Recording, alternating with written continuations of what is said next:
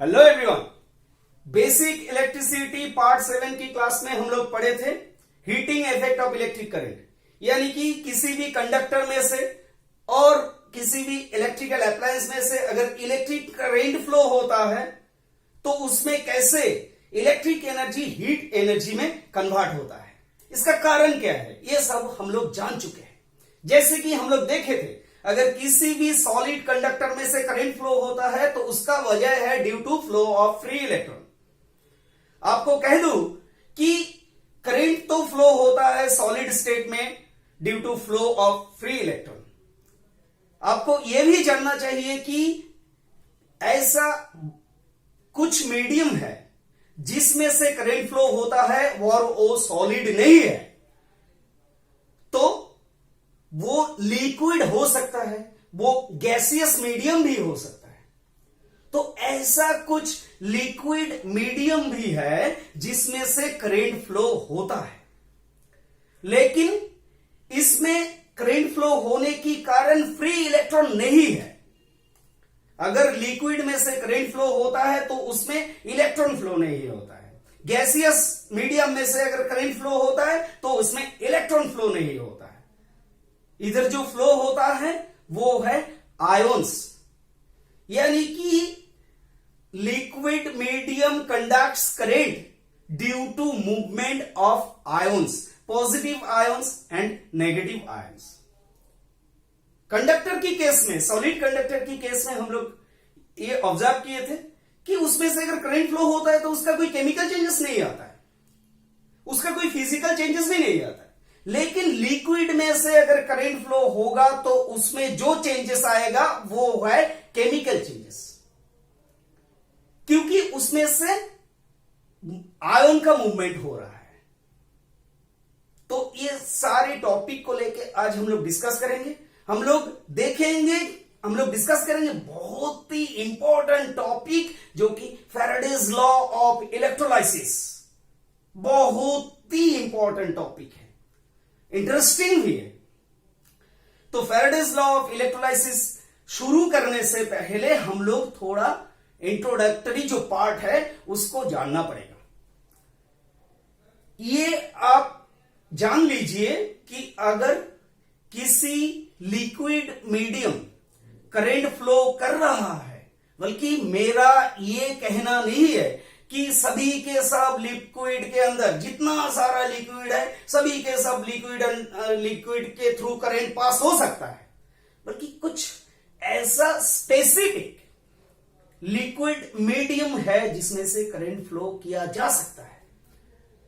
खास तौर से एसिडिक सॉल्यूशन और सॉल्ट सॉल्यूशन, जिसके थ्रू करंट फ्लो करवाना बहुत ही आसान है। क्यों ऐसा होता है, चलिए देख लेते हैं। उससे पहले जो लिक्विड करंट फ्लो नहीं करता है, आप ट्राई कर रहे हो बट करंट फ्लो नहीं हो रहा है, सच type of liquid is called liquid insulator. यानी कि इस टाइप ऑफ लिक्विड को हम लोग कहेंगे ये इंसुलेटर है, लिक्विड इंसुलेटर है। And those liquid conduct current due to movement of ions, positive and negative ions. These liquids are called electrolyte. Electrolyte कहेंगे जिस लिक्विड में से करंट फ्लो होता है due to movement of free ions. Such type of liquids को हम लोग कहेंगे कि ये इलेक्ट्रोलाइट है। ऐसा भी लिक्विड है जो लिक्विड होते हुए भी उसमें से करंट फ्लो तो होता है, लेकिन इसका कारण आयोन्स नहीं, इसका कारण इलेक्ट्रॉन होता है। जैसे कि मरकरी, लिक्विड होते हुए भी मरकरी में से इलेक्ट्रॉन फ्लो होने के कारण इसमें से करंट फ्लो होता है। तो हम लोग इलेक्ट्रोलाइट को लेके आज काम करेंगे। इलेक्ट्रोलाइट कैसे इसको बनाया जाता है, इलेक्ट्रोलाइट को हम लोग बनाते हैं।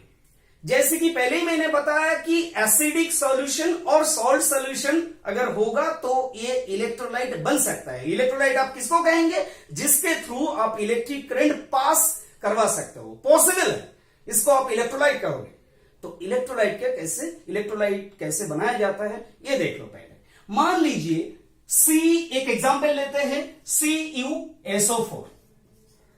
आप जानते हो कि ये कॉपर सल्फेट है। कॉपर सल्फेट ये अगर सॉलिड स्टेट में रहेगा तो ये कॉपर एंड सल्फर के बीच में एक स्ट्रॉन्ग अट्रैक्शन बने रहेगा, स्ट्रॉन्ग अट्रैक्शन बने रहेगा, और ये कॉपर सल्फेट फॉर्म में रहेगा। ये कॉपर सल्फेट मॉलिक्यूल फॉर्म में रहेगा, मॉलिक्यूल फॉर्म में रहेगा। अभी आप इसको इलेक्ट्रोलाइट बनाना चाहते हो, तब आपको क्या करना पड़ेगा? इसको अगर आप वाटर में डिसॉल्व करोगे, मान लीजिए कि ये वाटर है, ये कंटेनर में वाटर है, इसको अगर आप इस वाटर में डिसॉल्व करोगे, डाइल्यूट करोगे, तो क्या होने वाला है? वाटर का एक हाई परमिटिविटी कैरेक्टर है। हाई परमिटिविटी होने के कारण ये जो कॉपर सल्फेट CuSO4, ये कॉपर एंड सल्फर के बीच में वाटर घुस जाता है। हाई परमिटिविटी होने के कारण इसके अंदर अगर घुस जाता है तो copper Cu and SO4 will get separated, will get completely separated due to high permittivity of water. Cu जब सेपरेट हो जाता है सल्फर से, तब Cu++ बन जाता है एंड SO4 माइनस बन जाता है। शायद ये आपको पता होगा, क्योंकि कॉपर जब CuSO4 से कॉपर सेपरेट हो जाता है तो कॉपर कॉपर जो आयन है, ये कॉपर आयन है, कॉपर पॉजिटिव, दो चार्ज 2 यूनिट ऑफ चार्ज को लेके कॉपर भी सेपरेट हो जाता है। Sulphur similarly 2 unit of negative charge को लेके सेपरेट हो जाता है। तो ये जब सेपरेट हो जाता है तब ये इलेक्ट्रोलाइट के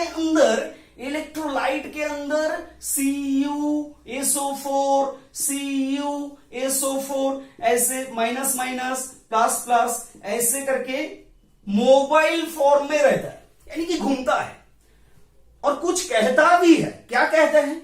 Cu कहता है कि भाई मेरे अंदर 2 पॉजिटिव चार्ज है, कोई तो आओ मुझे बुलाओ, जिधर जाके मेरा ये 2 पॉजिटिव चार्ज को मैं छोड़ सकता हूं, क्योंकि मैं छोड़ना चाहता हूं, क्योंकि मैं न्यूट्रलाइज होना चाहता हूं। सल्फर का भी सेम ही कहना है। सल्फर ये कह रहा है कि भाई कोई आओ मुझे बुलाओ, मैं ये चार्ज नहीं रखना चाहता हूं अपने अंदर, मैं न्यूट्रलाइज होना चाहता हूं, मुझे कोई बुलाओ। तब हम लोग कुछ ऐसा बंदोबस्त करते हैं जिसके थ्रू ये चार्ज डिस्चार्ज हो सके। उसको जानने से पहले ये जो कॉपर एंड SO4 सेपरेट हुआ, यानी कि आयोनिक फॉर्म में स्प्लिट हो गया। जब ये Cu एंड SO4 स्प्लिट हो गया, तब इसको हम लोग कहेंगे ion, Cu ion, SO4 ion. जब CuSO4 एक साथ में था विथ अ स्ट्रॉन्ग अट्रैक्शन, तब इसको हम लोग कहेंगे मॉलिक्यूल। इसके अंदर आयोन है लेकिन ये आयोनिक फॉर्म नहीं है। जब ये आयोनिक फॉर्म बनेगा तब हम लोग ये कह सकेंगे कि इधर आयोनाइजेशन हुआ है। आयोनाइजेशन होने के कारण आयोनिक फॉर्म गेन करता है। तो अभी कॉपर का कुछ कहना था, सल्फर का भी कुछ कहना था। तो अभी इस चार्ज को चलिए डिस्चार्ज करते हैं, क्योंकि ये लोग बहुत देर से कह रहा है कि मुझे डिस्चार्ज करो, मेरा अंदर इतना चार्ज इतना समय से है। तो हम लोग क्या करेंगे?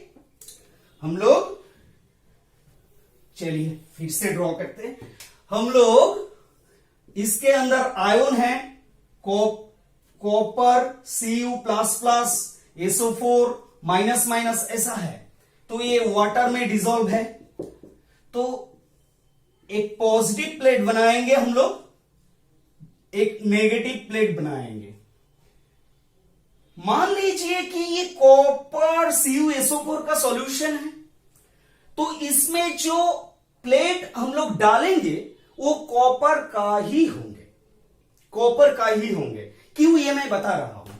तो इसके थ्रू हम लोग प्लेट के थ्रू हम लोग करंट पास करेंगे थ्रू द इलेक्ट्रोलाइट, क्योंकि ये इलेक्ट्रोलाइट बन गया। इसमें अगर ये फ्री आयोन है तो ये इलेक्ट्रोलाइट है।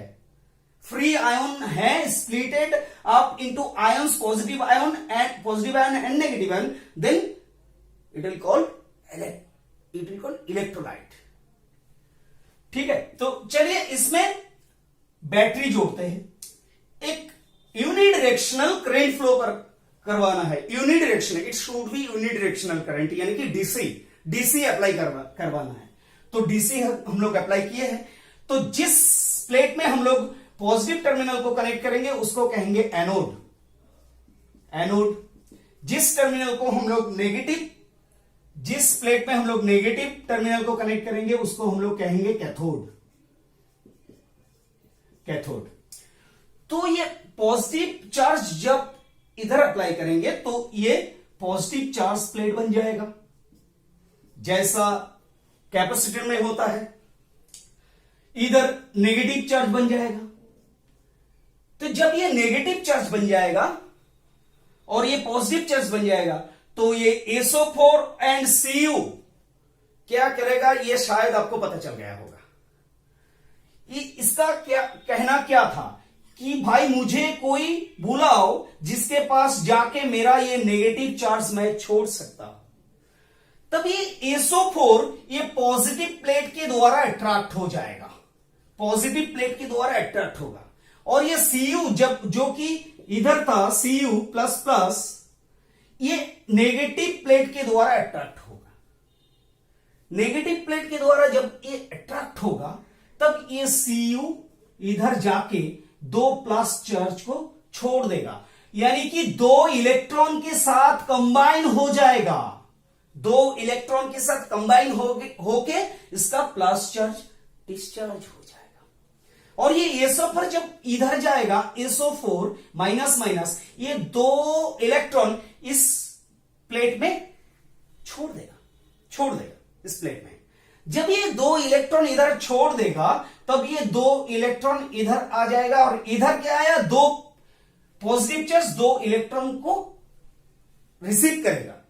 यानी कि इधर क्या हो रहा है, Cu कैथोड में जाके, Cu प्लस प्लस कैथोड में जाके 2 इलेक्ट्रॉन को रिसीव कर रहा है, प्लस 2 इलेक्ट्रॉन रिसीव कर रहा है। रिसीव करके 2 इलेक्ट्रॉन को अगर रिसीव किया तो ये क्या बन जाएगा, ओनली Cu रेडिकल बन जाएगा, क्योंकि 2 पॉजिटिव चार्ज को 2 इलेक्ट्रॉन के साथ न्यूट्रल हो गया तो ये Cu रेडिकल बन जाएगा।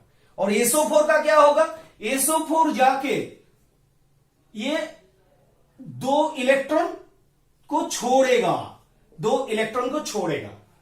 अगर 2 इलेक्ट्रॉन को ये छोड़ दिया तो ये क्या बन जाएगा, SO4 रेडिकल बन जाएगा। अभी देखो क्या हुआ। फैराडे इलेक्ट्रोलाइसिस किसको कहेंगे आप, इलेक्ट्रोलाइसिस पहले ये जानो, इलेक्ट्रोलाइसिस किसको कहेंगे। इलेक्ट्रोलाइसिस कुछ ऐसा होता है, whenever a current flowing through an electrolyte, whenever a current flowing or charge flowing through an electrolyte with their resulting chemical changes, यानी कि करंट फ्लो होने के कारण अगर इलेक्ट्रोलाइट और इलेक्ट्रोड में अगर कोई केमिकल चेंजेस आ जाएगा तो आप ये कह सकोगे कि इसमें इलेक्ट्रोलाइसिस हुआ। अगर इधर से करंट फ्लो हुआ, कोई केमिकल चेंजेस नहीं हुआ, तो आप ये नहीं कह सकोगे कि इसमें इलेक्ट्रोलाइसिस हुआ। तो इलेक्ट्रोलाइसिस होने का जो मेन क्राइटेरिया है, डिमांड है, उसमें केमिकल चेंजेस आना चाहिए। तो अभी देखो क्या होता है। तो SO4 2 इलेक्ट्रॉन को छोड़ा, 2 इलेक्ट्रॉन को अगर छोड़ दिया तो ये SO4 रेडिकल बन जाएगा, क्योंकि ये मैंने पहले ही बताया कि ये कॉपर प्लेट होना चाहिए, क्योंकि इधर जो सॉल्यूशन आपने लिया है वो है CuSO4। तो अगर सुन लीजिए, ध्यान से सुनो, कि अगर सॉल्यूशन रहेगा CuSO4 का, CuSO4 का अगर सॉल्यूशन रहेगा, plate should be made from copper, ताकि ये जो एपरेटस है इसको हम लोग कॉपर वोल्टामीटर कह सके। कॉपर वोल्टामीटर, वोल्ट मीटर नहीं, वोल्टामीटर, कंफ्यूज्ड मत होना, ये वोल्टामीटर है। वोल्टामीटर एक ऐसा एपरेटस है जिसमें क्या क्या रहता है। वोल्टामीटर में एक कंटेनर रहता है, जैसे कि ये जिस कंटेनर में आप वाटर को रखे हो एंड फाइनली इलेक्ट्रोड को रखे हो, एंड इलेक्ट्रोड एंड इलेक्ट्रोलाइट को रखे हो, तो ये जो टोटल अरेंजमेंट है इसको हम लोग कहेंगे वोल्टामीटर। तो वोल्टामीटर में क्या क्या रहता है? वोल्टामीटर में इलेक्ट्रोड रहता है, वोल्टामीटर में इलेक्ट्रोलाइट रहता है, और वोल्टामीटर में एक कंटेनर भी रहता है। और ये जो कंटेनर है, ये container should be made from insulating material, ताकि इसमें से जब चार्ज फ्लो होगा तब ये कंडक्टर कंडक्टिंग मोड में नहीं जाना चाहिए, यानी कि इसका चार्ज ये कंटेनर गेन करे, ऐसा नहीं होना चाहिए।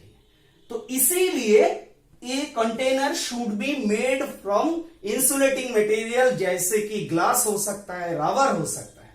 तो मान लीजिए एक ग्लास वेसल है, ग्लास कंटेनर है, इसमें अगर CuSO4 का सॉल्यूशन है एंड इलेक्ट्रोड जो है, ये है इलेक्ट्रोड, प्लेट को हम लोग इलेक्ट्रोड कहते हैं, इलेक्ट्रोड जो है वो बना है कॉपर से, तब हम लोग इस पूरा सिस्टम को कहेंगे कॉपर वोल्टामीटर।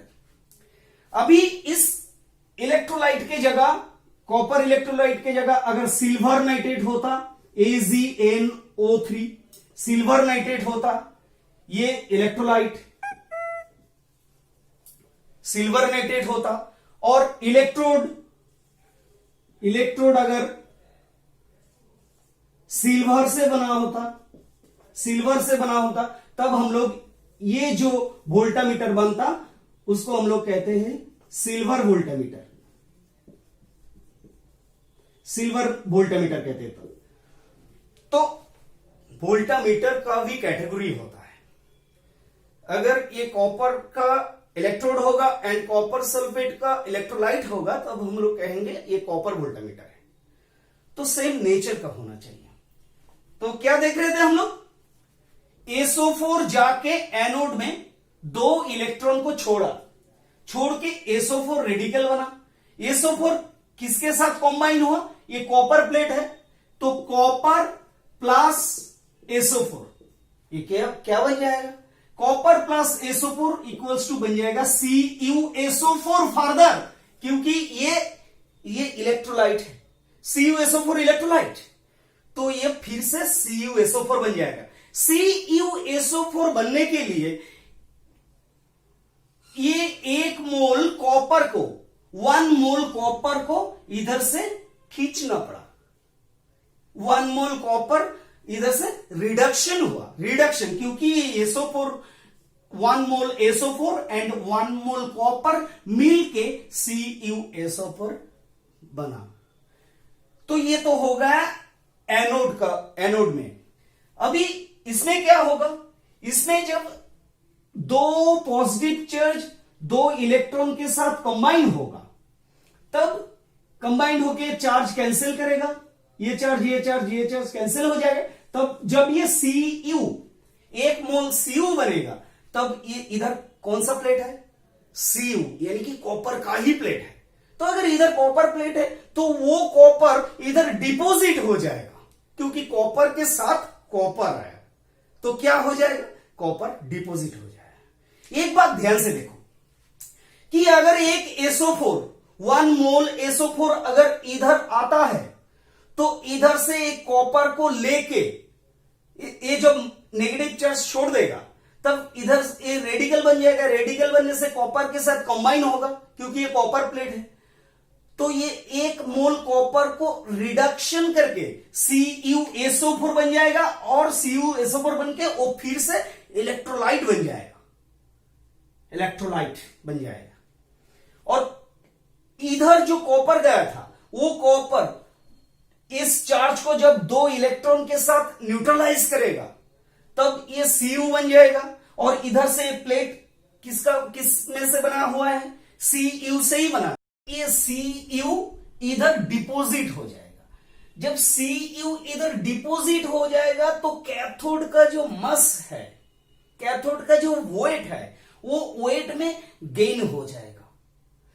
देखो कि कैथोड में वेट गेन हो रहा है Cu डिपोजिट होने का कारण। और एनोड में क्या हो रहा है? एक SO4 1 मोल कॉपर को इधर से लिबरेट कर रहा है, इधर से खींच रहा है, खींच के इलेक्ट्रोलाइट बना देता है।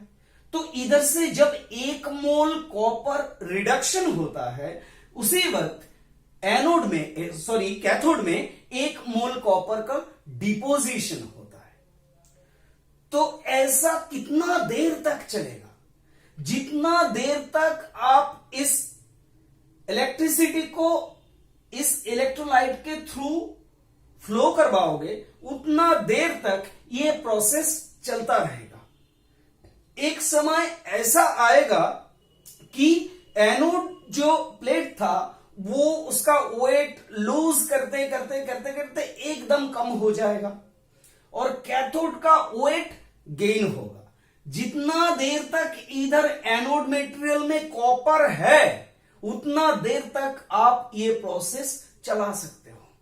एक समय ऐसा भी हो जाएगा कि एनोड मटेरियल पूरा की पूरा एनोड मटेरियल ये पूरा की पूरा लूज हो जाएगा और कैथोड उसका डबल मास गेन कर जाएगा। पहले जितना मास था उसका डबल मास गेन कर जाएगा। तो ये जो प्रोसेस है कि इसमें से क्या किया हम लोग? इलेक्ट्रिसिटी चार्ज फ्लो करवाया, इलेक्ट्रिसिटी फ्लो करवाया, तो इसमें केमिकल चेंजेस आ गए। ये जो कॉपर था एनोड मटेरियल नहीं रहा, ये लूज करते करते करते करते एक समय पूरा की पूरा कॉपर को खा जाएगा। क्योंकि एनोड मटेरियल का जो कॉपर है वो इलेक्ट्रोलाइट बनते बनते बनते बनते एक समय इसका वेट पूरा की पूरा लूज कर जाएगा। अगर आप उतना देर तक ये प्रोसेस चलाओगे तो। और जितना एनोड का मास लूज होगा उतना ही कैथोड का मास गेन होगा। और ये इलेक्ट्रोलाइट का जो कंसेंट्रेशन है ये कांस्टेंट रहेगा ड्यूरिंग इलेक्ट्रोलाइसिस, क्योंकि कॉपर इधर जाके डिपॉजिट हो रहा है। आप अगर ये सोच रहे हो कि कॉपर इधर जाके डिपॉजिट हो रहा है तो एक कॉपर मोल कम पड़ रहा है इधर, तो ये जो कॉपर मोल कम पड़ रहा है SO4 एनोड में जाके उसी कॉपर को लेके आ रहा है, तो इसका वेट लूज हो रहा है, इसका वेट गेन हो रहा है। तो इलेक्ट्रोलाइसिस चलते वक्त एनोड का मस जो है वो एनोड में से कॉपर लिबरेट होता है और कैथोड में कॉपर डिपॉजिट होता है। जितना मस एनोड में लूज होता है उतना मस कैथोड में गेन होता है। ये एक एग्जाम्पल है। अगर आप AgNO3 यानी कि सिल्वर नाइट्रेट और सिल्वर की प्लेट लोगे, यानी कि आप एक सिल्वर वोल्टामीटर को लोगे तो ऐसा ही होगा। कैथोड में सिल्वर का डिपोजिशन होगा और एनोड में से एक एक करके एक एक मोल करते करते करते करते एनोड का मस वो लूज कर जाएगा। तो ऐसे ये होता है इलेक्ट्रोलाइसिस। साइंटिस्ट फेराडे इलेक्ट्रोलाइसिस के ऊपर बहुत ही बढ़िया 2 लॉ इन्वेंटेड किए हैं। चलिए उस लॉ को लेके थोड़ा डिस्कस करते हैं। उन्होंने कहा है कि अगर इलेक्ट्रोलाइसिस आप करोगे तो लॉ बहुत ही सिंपल है, क्योंकि हम लोग जितना डिस्कस ऑलरेडी किए हैं इसमें लॉ का बहुत पार्ट भी था। तो चलिए उन्होंने कहा है कि ये जो एनोड और कैथोड के बारे में मैं कह रहे थे कि मास ऑफ कॉपर यानी कि सब्सटेंस, ये कॉपर भी हो सकता है, सिल्वर भी हो सकता है। मास ऑफ सब्सटेंस, लिबरेशन और डिपोजिशन, यानी कि कितना लिबरेट होगा, कितना डिपोजिशन होगा। कैथोड में डिपोजिशन होता है, एनोड में लिबरेशन होता है। ये कंप्लीटली डिपेंड करेगा amount of charge flowing through the electrolyte, यानी कि मास ऑफ सब्सटेंस, लिबरेशन और deposition is directly proportional to the amount of charge flowing through the electrolyte। तो ये तो होना ही था। मैंने क्या कहा, जितना देर तक आप इलेक्ट्रिसिटी को अप्लाई करोगे उतना ही कैथोड का मास इंक्रीज करेगा और एनोड का मास डिक्रीज कर जाएगा। तो उन्होंने कहा है कि मास ऑफ सब्सटेंस, मान लीजिए कि m मास है जो कि कैथोड में डिपॉजिट हुआ, सेम मास एनोड से लिबरेट हुआ, तो ये मास ऑफ सब्सटेंस डिपॉजिटेड और liberated on the electrode is directly proportional to the quantity of charge flowing through the conductor, flowing through the electrolyte. अभी ऐसा तो उन्होंने दिखाया, तो ये प्रोपोर्शनल साइन को अगर हटाना है तो इस फॉर्मूला को हम लोग ऐसे लिख सकते हैं, m equals to Z Q. अभी आप कहोगे ये z क्या है, देखो ये बहुत ही सिंपल है। z है ECE, यानी कि इलेक्ट्रोकेमिकल इक्विवेलेंट। एक केमिकल का, अलग अलग केमिकल का अलग अलग इलेक्ट्रोकेमिकल इक्विवेलेंट होता है, लेकिन एक इलेक्ट्रोलाइट का इलेक्ट्रोकेमिकल इक्विवेलेंट सेम रहता है। कॉपर सल्फेट का इलेक्ट्रोकेमिकल इक्विवेलेंट जो है वो कॉपर सल्फेट का है और वो कांस्टेंट है। सिल्वर नाइट्रेट का अलग है बट वो भी कांस्टेंट है। तो ये ECE क्या होता है, इसको कैसे एक्सप्लेन करोगे? तो ECE को अगर कॉपर CuSO4 का ECE डिटरमाइन करना है तो आप एक काम करो, CuSO4 सॉल्यूशन के थ्रू, मान लीजिए CuSO4 का सॉल्यूशन है, CuSO4 का सॉल्यूशन के थ्रू आप 1 कूलम चार्ज फ्लो करवाना है। कितना? 1 कूलम ऑफ चार्ज फ्लो करवाना है। 1 कूलम ऑफ चार्ज फ्लो करवाने से कैथोड में जितना मास गेन होता है उस मास को कहेंगे इलेक्ट्रोकेमिकल इक्विवेलेंट। तो क्योंकि मास है तो इलेक्ट्रोकेमिकल इक्विवेलेंट का यूनिट क्या होगा? केजी और ग्राम होगा। इतना कम मास डिपॉजिट होता है, इसीलिए बहुत ही कम। तो इसीलिए हम इसको ग्राम में डिनोट करते हैं। ECE का जो यूनिट होता है वो है ग्राम, यानी कि 1 कूलम ऑफ चार्ज अगर किसी भी लिक्विड सॉल्यूशन में से आप फ्लो करवाओगे तो उसका जो इलेक्ट्रोड है, कंसर्न इलेक्ट्रोड में जितना मास डिपोजिशन होगा और लिबरेशन होगा उसको कहेंगे कि वो है ECE ऑन दैट सॉल्यूशन। अभी mass of deposition equals to mass of liberation. तो ये आप डिपोजिशन भी कह सकते हो, लिबरेटेड भी कह सकते हो। तो ये होता है ECE एक स्पेसिफिक इलेक्ट्रोलाइट का ECE कांस्टेंट होता है, इसीलिए m इक्वल्स टू ZQ। अभी इसको हम लोग ऐसे भी लिख सकते हैं, m इक्वल्स टू ZIT, क्योंकि आपको पता होगा Q इक्वल्स टू IT। तो ये है फैराडेज फर्स्ट लॉ, ये तो होना ही था, क्योंकि मैंने बोला है जितना देर तक आप इलेक्ट्रिसिटी फ्लो करवाओगे यानी कि चार्ज फ्लो करवाओगे उतना ही उसका मास में गेन आएगा। ये कहा है simply Faraday's law of electrolysis का जो फर्स्ट लॉ है उन्होंने ये कहा है। और इसमें एक जो इंपॉर्टेंट फैक्टर है वो है जेड, और जेड को हम लोग इलेक्ट्रोकेमिकल इक्विवेलेंट का कहते हैं। केमिकल इक्विवेलेंट, इसके साथ इलेक्ट्रो जुड़ा है, तो बहुत ही सिंपल है, केमिकल इक्विवेलेंट के साथ इलेक्ट्रो ये टर्म जुड़ा है, यानी कि तब आपको समझ लेना चाहिए कि इलेक्ट्रिसिटी रिलेटेड है। तो 1 कूलम्ब ऑफ इलेक्ट्रिसिटी, यानी कि 1 कूलम्ब ऑफ चार्ज आपको फ्लो करवाना है किसी भी मीडियम में से। जिस मीडियम में से आप 1 कूलम्ब ऑफ चार्ज फ्लो करवा रहे हो, उस मीडियम में जो इलेक्ट्रोड है, कंसर्न जो इलेक्ट्रोड है, उसे इलेक्ट्रोड में जितना चार्ज डिपोजिशन, इधर डिपोजिशन भी कह सकते हो और लिबरेशन भी कह सकते हो, डिपोजिशन और लिबरेशन होगा, जितना मास, उसको उसी मास को हम लोग कहेंगे ECE, जिसको हम लोग जेड से डिनोट करते हैं। तो चलिए सेकेंड लॉ देख लेते हैं। ये फर्स्ट लॉ है, सेकेंड लॉ क्या है? सेकेंड लॉ और भी सिंपल है। चलिए और भी सिंपल है। सेकेंड लॉ ने उन्होंने कहा है कि आप अगर, सेकेंड लॉ में उन्होंने कहा है कि आप अगर 2 अलग अलग इलेक्ट्रोलाइट लोगे, मान लीजिए कि ये CuSO4 है, Cu plus plus SO4 minus minus,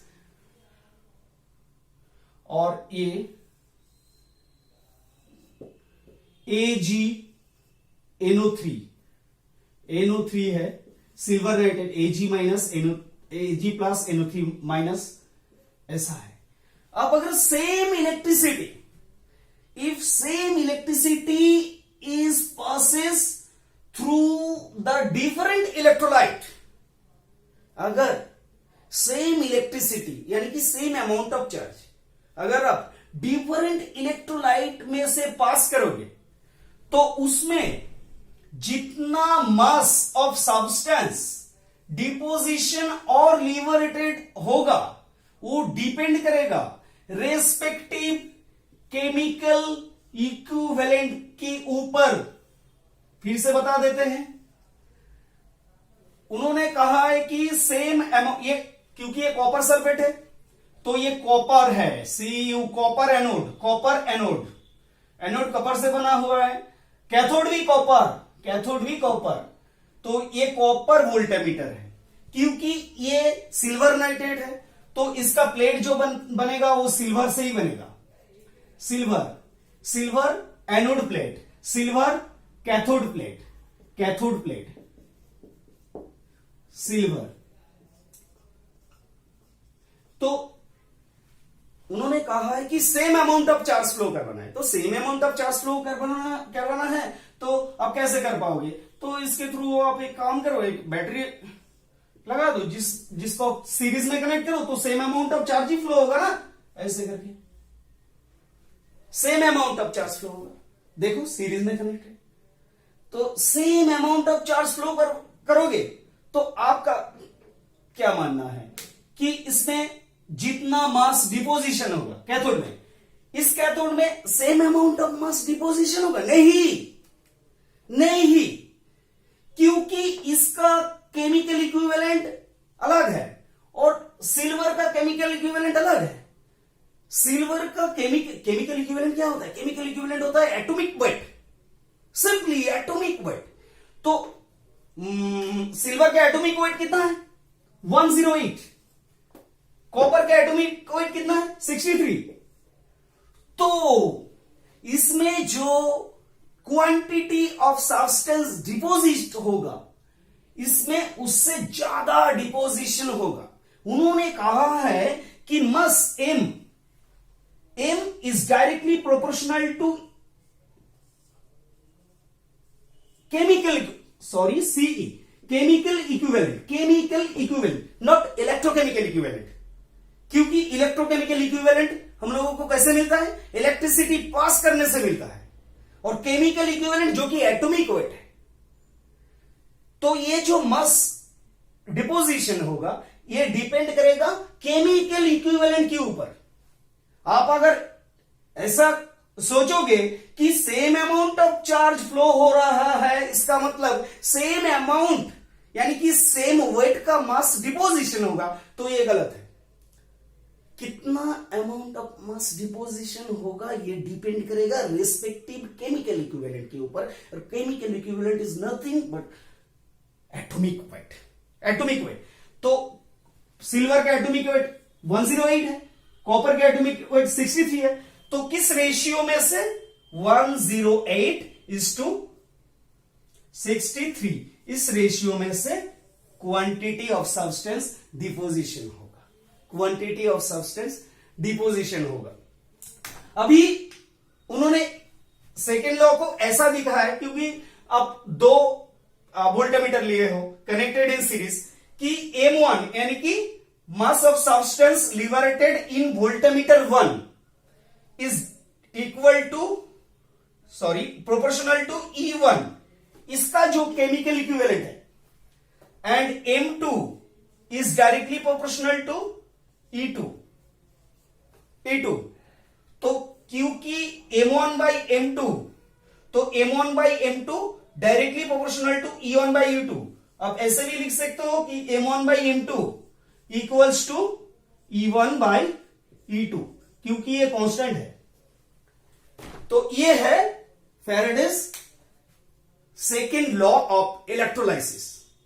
यहां से फैराडे एक चीज बताया जिसको हम लोग फैराडेज कांस्टेंट बोलते हैं। Faraday's constant equals to F से डिनोट करते हैं E/Z, यानी कि E/Z। E क्या होता है? E क्या होता है? Chemical equivalent, only chemical equivalent, not electrochemical equivalent. Z क्या है? Electrochemical equivalent. तो ये ऑल टाइम कांस्टेंट है, इसका भी फैराडेज कांस्टेंट जो होगा, इसका भी फैराडेज कांस्टेंट होगा। सभी के सब इलेक्ट्रोलाइट का फैराडेज कांस्टेंट सेम है, E/Z रेशियो सेम है, इसीलिए इसको फैराडेज कांस्टेंट कहा जाता है। क्यों? देखो, अगर मान लो किसी भी मटेरियल का किसी भी सॉल्यूशन का, इलेक्ट्रोलाइट का अगर केमिकल इक्विवेलेंट कम है, सोचो अगर केमिकल इक्विवेलेंट कम है तो उसका इलेक्ट्रोकेमिकल इक्विवेलेंट भी कम है। सोचो, लॉ को एनालाइज करो। अगर किसी इलेक्ट्रोलाइट का अगर केमिकल इक्विवेलेंट केमिकल इक्विवेलेंट जो होता है उसको हम लोग E से डिनोट करते हैं। इधर आपको केमिकल इक्विवेलेंट लगे इसलिए मैंने CE लिखा है, लेकिन केमिकल इक्विवेलेंट को डिनोट करते हैं हम लोग E से। तो जिसका केमिकल इक्विवेलेंट कम है, क्योंकि आप इधर जान चुके हो कि मास डिपेंड करते हैं केमिकल इक्विवेलेंट के ऊपर। अगर इसका केमिकल इक्विवेलेंट कम है तो उसका Z क्यों नहीं कम होगा? क्योंकि 1 कूलम चार्ज फ्लो करने से इसमें जितना 1 कूलम चार्ज अगर फ्लो करोगे तो इसमें जितना अमाउंट सब्सटेंस लिबरेट होगा इससे ज्यादा उसमें होगा, क्योंकि इसका E कम है इसीलिए इसका Z कम है, इसका E ज्यादा है इसीलिए इसका Z ज्यादा है। तो आप रेशियो करो, सभी के सब मीडियम का, लिक्विड मीडियम का जो फैराडेज कांस्टेंट होगा E/Z कांस्टेंट ही होगा, इसीलिए इसको फैराडेज कांस्टेंट माना जाता है। तो ये था chemical effect of electric current, यानी कि हम लोग पहले ही बताए थे कि अगर केमिकल चेंजेस होगा तो हम कहेंगे कि वही इलेक्ट्रिसिटी फ्लो होने से केमिकल चेंजेस भी आता है। तो केमिकल चेंजेस आता है, इसका प्रूफ तो हम लोगों को मिल गया, क्योंकि उधर क्या देखा मैंने, एक कॉपर को पूरा की पूरा कॉपर, अगर आप उतना देर तक इलेक्ट्रिसिटी चलाओगे तो पूरा की पूरा कॉपर लूज हो जाता है और दूसरा साइड में वो गेन हो जाता है। तो ये केमिकल चेंजेस की वजह से ही हुआ है। तो इसको अप्लाई करके हम लोग सेल एंड बैटरी, इसके जो एडवांस एप्लीकेशन है सेल एंड बैटरी को समझेंगे। तो आई विश आपका ये समझ में आ गया होगा। तो thank you so much for stay with us.